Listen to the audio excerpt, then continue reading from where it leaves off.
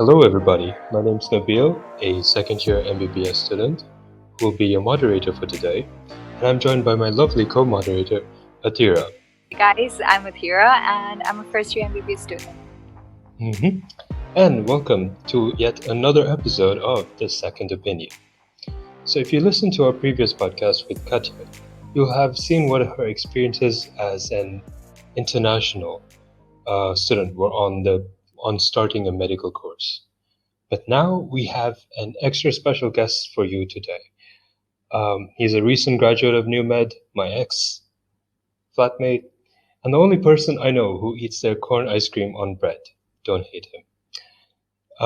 Please welcome Peter Vincent. Thanks for the intro. And corn ice cream is good. Okay, don't diss it. So before we start, we just have a couple of warm-up questions. Loosen those muscles. Aathira, if you want to start. Yep, so as you've graduated medical school, how would you describe the overall experience in 3 words? In 3 words? Yep.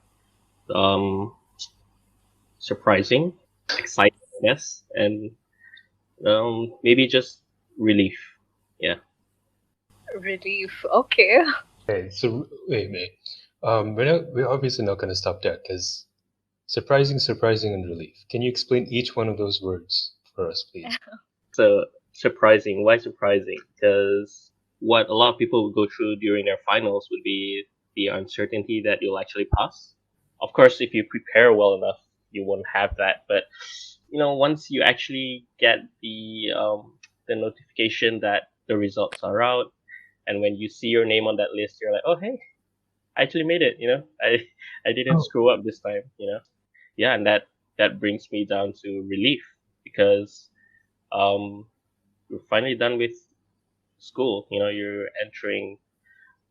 I mean, you can argue that a university student is already an adult, Yeah. But you don't feel the adulting until you're actually off from school. So, and exciting, it's basically because you're finally done with school and you're gonna start off doing things that will affect your life in the future.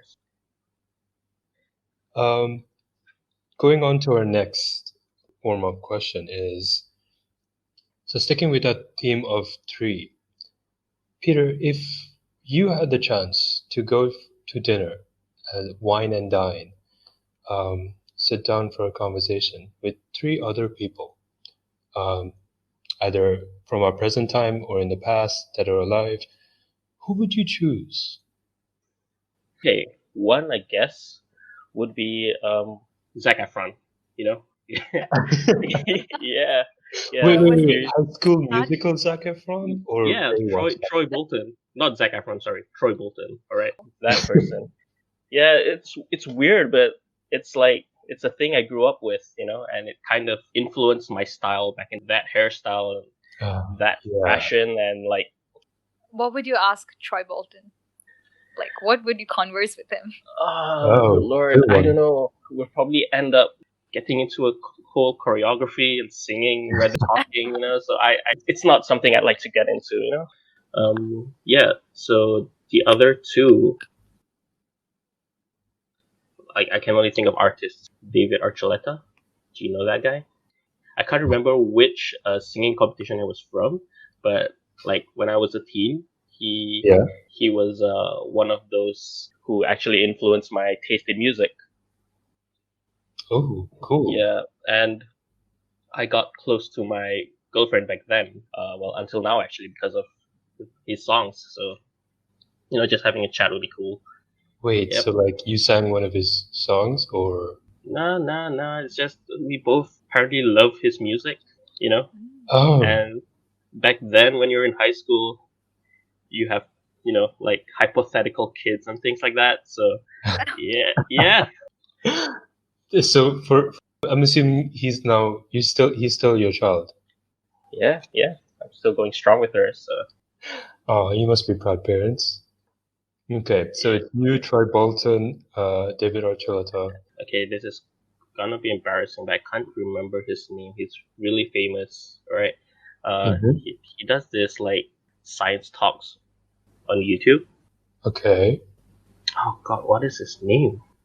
Like he's a streamer. Like oh my gosh, Neil deGrasse Tyson. There you Neil, go. how did you Yeah. forget Neil deGrasse? Oh That's my. why I said it's embarrassing. How can I forget his name? Yeah, because I've been like really binging on his YouTube videos because it's amazing. Star Talk, I think that's what it's called. He's made it. Yeah. Yeah, It's great. Yeah.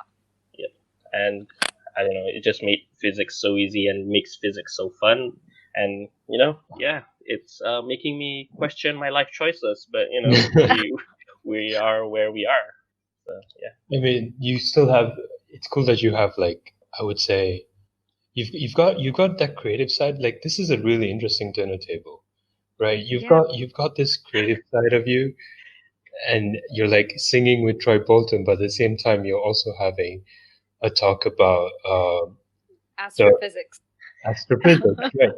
The four stages of civilizations with Neil Yeah. deGrasse Tyson. Yeah. Well, what's stopping Neil deGrasse Tyson from, breaking into song, right? While educating your child. Exactly. Bring more kids into the science field. Right. All we're missing is Morgan Freeman on helium. Yes, right. Literally, though, sometimes. Yeah. Nah, we gotta move on a little bit more. So, we had one more warm-up question, I think. I guess moving on. What would you say is a myth or a misconception most students have about medical school? It would be that they would be able to survive medical school based on parental pressure. Yeah, it sounds pretty serious, but that's what a lot of kids, especially Asian children, like again, I'm a Malaysian, so I'm not exempt from that. You get pressured into the three jobs that everybody wants: doctor, lawyer, and what's the other Engineer. one? Engineer. Exactly, engineer. Yeah. There you go. You know about it. Exactly. I mean, you've literally got the word Asian in your Yeah. nationality. There Mhm. you go. So, Yeah, so children will, well, at least some students will think that, oh, hey, even if I don't like the subject, I'll still be able to finish med school, and Yeah. then they'll end up with bumps on the way, and that would actually make them question their decisions, will break them down. So yeah, that's it's a big myth that kind of need to tell people about, Yeah, I feel like people are aware about it, but they don't give it as much. When something is the norm, I guess it's difficult to change, right? It is. And I mean, like things like this, talking about it does help. So, if someone's listening to this right now and they're having thoughts like what you have right now, then it's a good idea to like step back and listen more to this podcast, but step back and just think about their choices, like what they like. It's the motivation that you need to set for yourself. Motivations may change during your years in med school, but the core reason for why you actually start med school has to be right. Yeah. Or you're gonna end up hating medicine. So that is a fair point. So if we so talking about like things you like and that motivation, right? If you hadn't gone into med school, Peter, what would you be doing?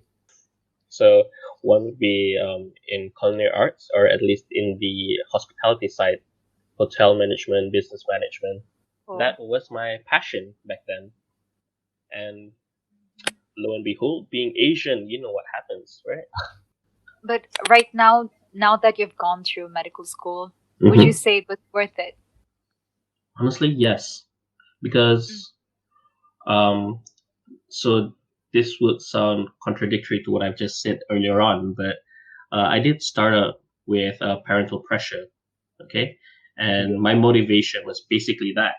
But throughout the years, as you get to know medicine, especially when you enter your clinical stages, your clinical phases, just conversing with patients, actually being part of somebody's well-being and seeing someone transition from illness to wellness, that's like, it's amazing, and it lights that small spark that I had in me, it lit that small spark. Yeah.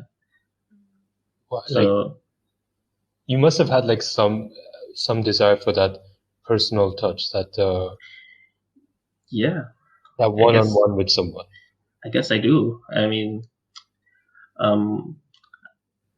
I try to tell myself that I'm not it, but I think I am kind of like a people person, or at least a people pleaser. Oh. So I do like conversing and communicating with people. So yeah, that might influence what I'll do moving forwards with medicine. But in terms of me getting the degree, me getting that paper, I'm actually thinking that it's worth it. That's pretty good to hear. Yeah. I mean, everyone has their down when you're thinking, oh, why am I doing this? I'm struggling, I'm trying to memorize this thing for the past 2 days and nothing's going in. But, once you pass that bump. Yeah, it's just like what do they call those things in your brain? The troughs and the gyri and sulci? Yes. Yeah, okay. Shameless plug about my brain knowledge. Ups and downs, basically. Yeah. So you talked about seeing patients, right? Yep. And like that transformation. And you must have met like a plethora of patients over the years. Yeah. So enlighten us. Has there ever been a patient who you still remember to this day, someone who's made an impact on you, whether a happy transformation or, a sad loss or something that just stuck with you? So this was back in my third year. I took a posting in the oncology department in the HSI in JB, right? Yeah. So I was shadowing one doctor, and then suddenly everyone left, which was pretty odd. All right. So in comes a patient, okay, and there's just this huge stench of stool. All right. So this is a patient who had problems, and he came in with colorectal cancer. Right. Yeah. So he's having all these symptoms. He's having difficulty sitting down. He's having difficulty getting help because people are trying to get away from him, which I guess I understand. But back then, I did try to help him out, for as long as I could with this kind of stench. But then that's as far as my interaction with him went, and he would have been just another patient if not for the fact that I met him again in the wards, right? Okay. And at least this time I was able. So his symptoms have subsided. He's being taken care of. So I had the time to actually sit down with him and just had a long conversation. It started out with the usual, why are you here? How long have you been here? What are the symptoms? History taking. History taking, basically, exactly. And then we went on to family history. So talk about his family, and somehow the conversation became personal. He's talking about his family situation. He's talking about his job, and throughout this, maybe I would say about 2 hours of me just sitting down with him conversing. Yeah, that's pretty long. Your history taking should take maybe 10-15 minutes. So you failed the history taking exam by like 4 times over. So basically, when we had to discuss the case with the lecturers, everyone brought maybe 2 to 3 cases, and I had just one. Yeah, but I was able to really explain the biopsychosocial aspects of what makes this patient a person, Yeah. So that's interesting. And it boils down to, again, what do I like conversing with people, like communicating with people. So me just getting to know this person. Conversing and communicating, right? Yeah. And so I guess that is where my passion is. I think that must have been just as an important event for him as well. Yeah. Well, I mean, I can't say for him. I can speak for him. Yeah. Yeah, but But it's like, so doctors, as I understand it, their job is just to treat the patient. Obviously, following the biopsychosocial model, which treats them physically, emotionally, and mentally, right? yeah. And yet, when he's in the hospital bed, and the nurse is passing by tending to more higher priority cases, it's not every time that someone who's so directly connected to his health would sit Yeah. down to him and take the time to, like, just unload those worries, I guess. Actually connect. Yeah. So with this patient, with this person, actually, the thing is that he's living away from his family, so he doesn't have anyone with him. So just having someone to talk to is pretty Yeah. great, especially when it's unfair to paint all doctors the same way, but the person treating him did not actually explain things properly. So, one thing a medical student shouldn't do if Mhm. you're unsure is to explain a diagnosis or explain a treatment. All right? Fair enough. Fair enough. Yeah, because you don't want to give wrong information. And I kind of broke that rule back then. Oh, Yeah. But I mean, I got my paper now. I got my scroll, so they're not gonna rescind it. You sure? You sure? I think that's Touch wood. paper. But in any case, it just he gave me time to actually read up. I went back to him the next day and just set everything straight. Which is Luckily, admirable. yeah, most of my stuff was right, so it's not an issue. But still, Going back was admirable. Yeah. mhm. Yeah, Aathira. So, as we were talking about your interest in culinary, Yeah. so how about how do you balance your interests apart from studying? So simply like what's the work life balance like? Well, when you're staying, so before I stayed in Econis, I stayed in a hostel, right? Student village.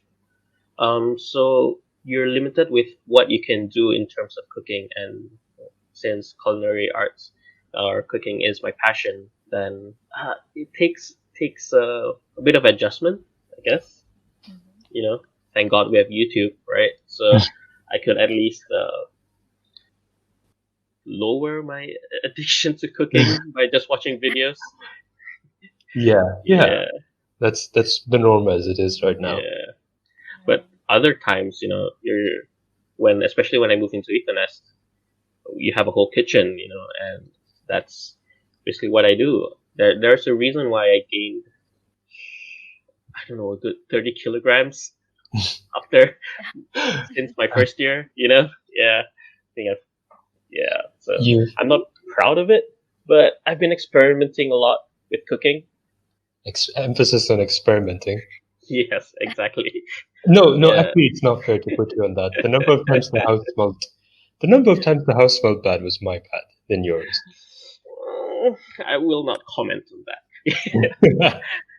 But in any case, yeah, just because I started medicine, I didn't have to sacrifice my passion, because what I was told before this, actually by my dad, was that you can still have cooking as a hobby, as something you do next to what you're studying. Yeah. Yeah. Yes, I mean, to each their own. Everyone has their own thing, but as long as you have something to look forward to, something that you enjoy doing as well, be it writing a book or going out, or just, I don't know, I guess some people like building robots in their spare time if they have that for medicine. And then others like dancing. So, and that, I mean, you don't have a specific club for that in UMed, sadly, but there are so many different clubs. like for people who are interested in martial arts, you can kind of get your kick out of it literally through all the clubs. But this, Table tennis. So I mean, no, that Yeah. was the drums and the cymbal. yes, That was. yes, I understand. Yeah, Thank you for Man. not leaving me out. I've just been very lucky with my housemates and roommates because they've all been really cool people who appreciate my passion in cooking and would eat what I cook. So Wait, does that include me? no, but yeah, Yeah. sure, why not? Sure. So, like, as you were talking about clubs, Mhm. being in NUMED for so long, you've obviously seen a lot of changes. So, what are some of the changes that you think were for better or worse? Well, for the better would definitely be the infrastructure. I mean, there's so many things in NUMED that's built only recently. Well, I would say recently, but maybe about 2 to 3 years ago. Things like the garden cafe that wasn't there before. It used to be just a huge cemented area with, plants, Whoa. or like the place where food trucks usually park. With all the Yeah. seats. Yeah, that wasn't there before. I think that's the most recent one where some people have noticed it's just basically grass and trees, So that's great. The addition of the addition of people, meaning like new programs being offered, like the foundation programs. Yeah. Yeah. Yes. All right. As someone who started NUMED without the foundation program, uh, already in NUMED, we used to think that the university is really empty because you'll only have maybe first and second years in the university, whereas everyone else would be in hospitals or having their postings or electives outside of NUMED, right? Oh, yeah. Yeah. But what's going on now is that you have an increasing population not only in the MBBS degree, but the BMS and the new introduction of the foundation. So it's nice to see a lot of people, but the university wasn't, I would say, designed to hold so many people at one time. Hmm. Yeah, You don't yeah, really see that, but yeah. So back then we had two cafes, right? We had the Time Cafe, and I guess the Garden Cafe would be one of it, but it used to be just a small portion. Yeah, Fame Coffee. yeah, I see. Yeah, I see. it used to be just a small stall right there. That Then must have been different. yeah, so it expanded to accommodate more students, and the introduction of food trucks definitely helped. But it does feel a bit packed in the university. I mean, don't get me wrong, I love it. And there's a lot of people, with my personality, but sometimes it's troublesome. When you need that study cubicle, you need that Yeah, study exactly. cubicle. You know what I'm talking about. Yeah. You go in, Yeah. you're like, oh, cool, an empty spot. Bam, there's a bag There's a hidden in bag. the corner. And you're like, okay, never mind. I mean, have you ever lived through the experience of walking into the cubicle after leaving your bag and bumping into the library and wheeling your bag out? That's No. I would be the person who would be telling the librarian, excuse me, there's somebody who left their bags right there. But yeah, so it was you. Yeah, but that is another good thing that happened to NUMED actually, because back then, I think I've told you about this, but it used to be just like one table and a few chairs, In the science study Right. area. Yeah, the silent study area, but with the addition of cubicles and uh, the consensus that that place should be a quiet place. Oh. Just just give students more space to study. Yeah, it does. What about things that you think could be improved, seeing as you've gotten you've been through practically almost every aspect of NUMED. Mhm. I mean, there are things like with the lecture hall chairs being, I don't know what, 10 years old by now. Yeah, Yeah. you get broken tables and broken chairs. So I guess those can be improved, but um, otherwise, it's a bit controversial. But Feel free to speak your mind. I mean, it's a second opinion, so other people have their opinions, and we're seeking yours. And yeah, um, it's you, the you got your paper, Brian. Like, yeah. But I guess it's just the way the university treats both their staff and students, because there's just so many stories of overworked staff and like students who, I wouldn't say not getting their money's worth, because the university is providing a lot of things that a lot of medical universities just wouldn't even think of giving to their students. Things like transport and sometimes allowances. That's what the university gives to us. yeah, Okay, they do.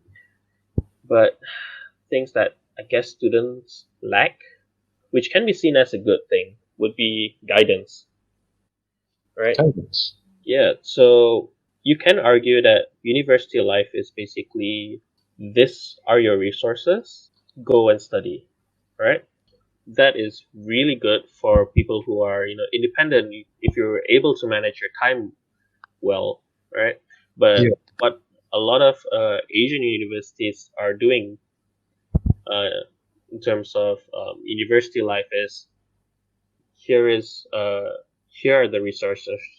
Here are the resources. These are the things you must do. These are the things you should do. And Oh, then okay. these are the More, exams. yeah, more elaboration, I guess. Yeah. I mean, boomers would call it. Yeah, I don't know if that's a good word to say, but like elders would say that that's spoon feeding. But being Yeah, from an Asian background, that is the education system that we grew up to. You know, that is how so it started. This yeah, book. Yeah. exactly. But of course, you can't you can't, how do I say this? You can't start off like that.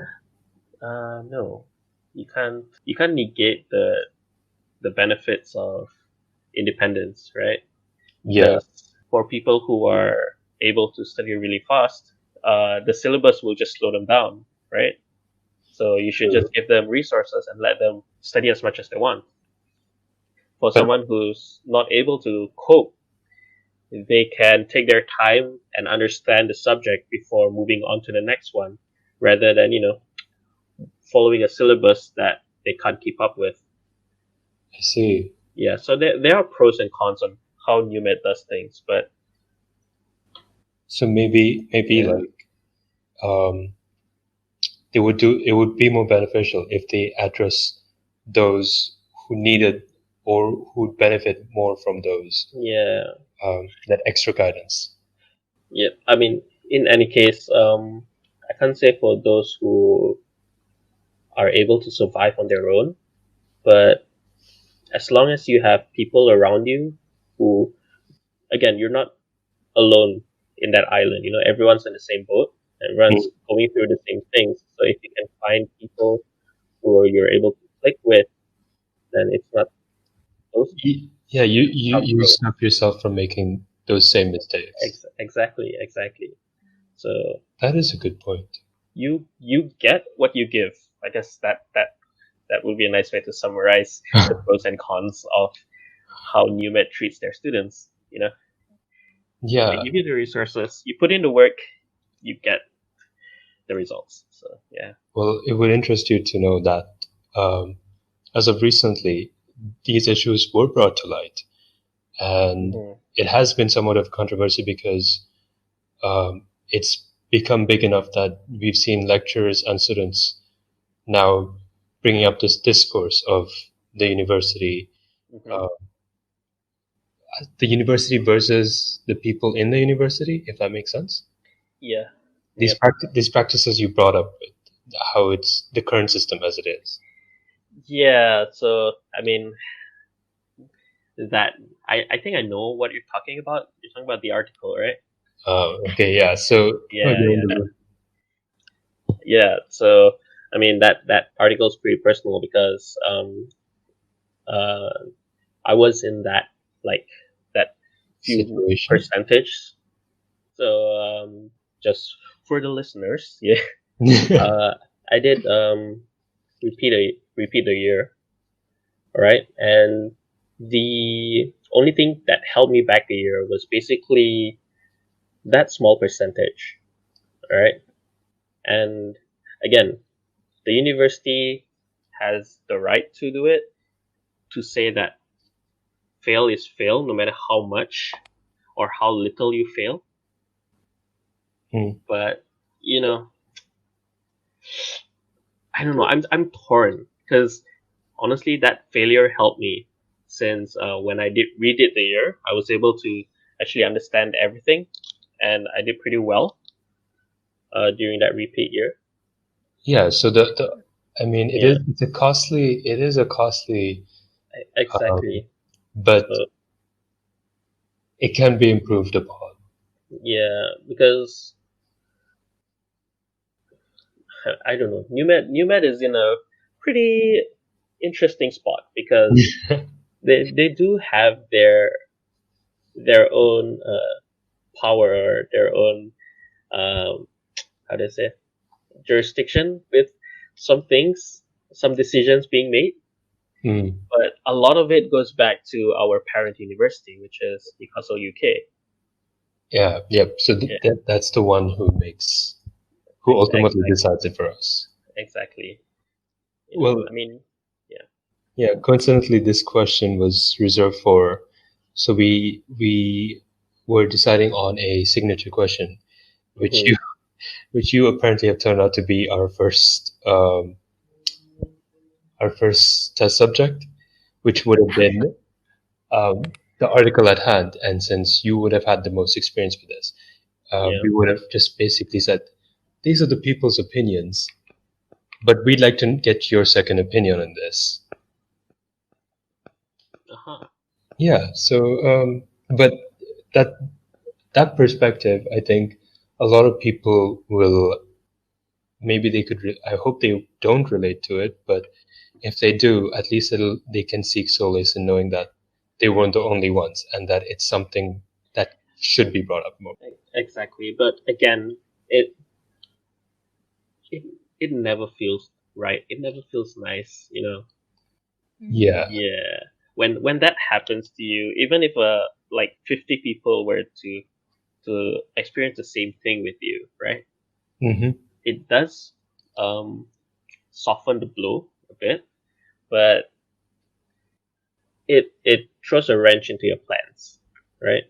For Yeah. Yeah. what you want to do because of how uh things were made in in Newcastle. Since we're following a system where um in certain years you're not allowed to redo the paper in the same year, so you have to graduate a year later, Uh, as opposed to a lot of medical universities here in Malaysia where you can redo the paper within the same year, yeah. So even we if it is your clinicals. Yeah, I think it's like difficult to normalize this feeling yeah. of, yeah, most certainly. Anyway, so before we wrap up this episode, what's postgraduate life like? What do you think? Hmm. What's waiting for you? Do you have a specialty in mind? What's postgraduate life like? Basically, like life in quarantine, except that I can go around, you go out and about, because I don't have anything waiting for me to jump on. I guess the opportunities that are there for postgrad students are things like research assistantships. Okay. But So but I want to enjoy this unemployment life just for a bit before I start jumping into the next step, which would either be housemanship or um, foundation year. How was that Yeah. preparation for, like, during your final year? Or yes, like when you did think about it, what Mhm. for anyone who's like interested or who's unsure of themselves, like unsure of what's to come or what's to do, what would you tell them that you wish you had known back then? Like when you were preparing for this postgraduateness, barring pandemic, of course. Well, situations change a lot, especially with what's going on with the world now. Hmm. Okay, so when I started my final year, I had one plan, which was housemanship, and at some points I do regret that choice because it would have been great if I had a second option. So the good thing about UMed is that you have the opportunity to work as a junior doctor in the UK and continue Hmm. uh, your specialization from there. Yeah. Yeah, but back then, you can do that same thing in Malaysia. Now it's getting more difficult to do that in Malaysia, even as a Malaysian. So having that second option would have been great, but it's it's not a huge setback because I can still apply for the following year. It's just something that I would have liked to slap myself with before I give up on the UK option. Yep.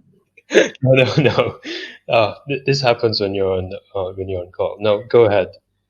Yeah, and with specializations, I don't really have anything in mind yet. Did you ever get like any opportunities to figure out your specialization? Like, did those help? Uh, yeah, I mean, people say you can kind of decide it when you're having your postings in final year, in third and final year, Hmm. but realistically, you'll only be able to think about it once you've done your postings because unless you've actually been involved as a health worker in that position, then you're not going to be able to stick with your interests. So let's say I like playing with kids. So I want to be a pediatrician, you know? So I'll be like, okay, I'll throw all my eggs in one basket, jump into pediatrics. I Okay. 1 month into pediatrics and I'm hating it, so Uh, that's bad. So it's not the best to jump into a specialty when you've not experienced it as a health worker, hmm. right? Because being a health worker and being a student in that department is totally different. Yeah, no, fair enough. You need that experience. So Yeah. one final question would be, what did help you figure out, like, what did help you make your choice towards a specialty or others towards their choice? Like, what would you say should one do? Should they want to learn more about what specialty they want to go into? I mean, it falls back to experience, I guess, and how you get those experiences. So you either go through postings and not those like 1 day postings or 2 day postings that you get in med school, but Hmm. get in the department, shadow somebody for a month, or at least a few weeks.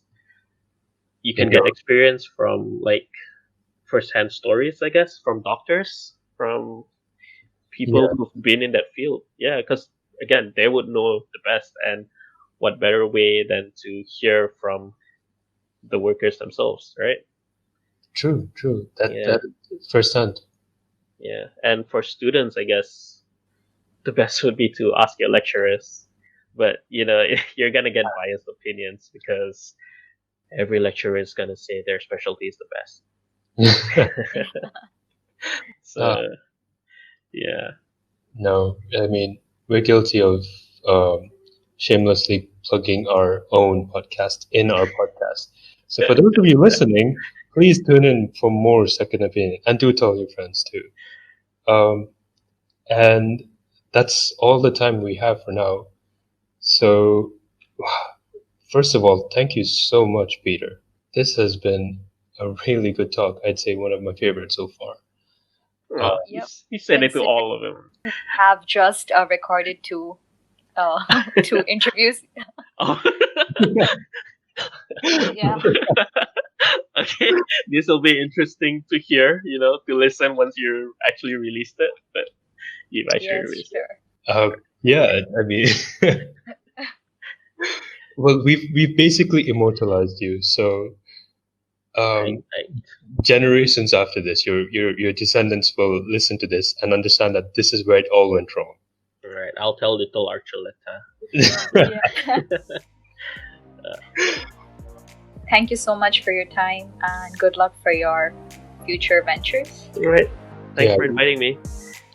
Thanks for coming on, and yeah, we do wish you the best of luck. Me especially. So, Right. so this is Nabeel, Peter, and Aathira of The Second Opinion signing off. Everyone take care, and we'll see you soon.